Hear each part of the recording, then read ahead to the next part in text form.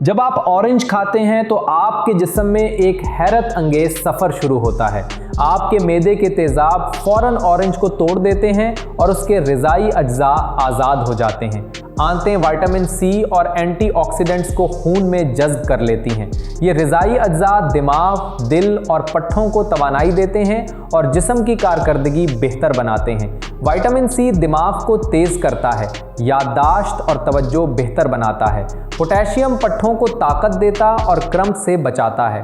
Fibre आंतों के अच्छे बैक्टीरिया को खुराक देता और हाजमा बेहतर बनाता है। मुदाफ़ियती निज़ाम मुतहर्रिक होता है और सफ़ेद खून के खुलिये इन्फेक्शन से लड़ते हैं। लेकिन मोहतात रहें, स्ट्रिक एसिड कुछ लोगों में हार्ट बर्न या एलर्जी पैदा कर सकता है। कुदरती शक्कर खून में ग्लूकोज बढ़ा सकती है।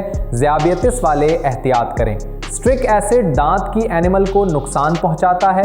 ऑरेंज खाने के बाद पानी से मुंह धोएं।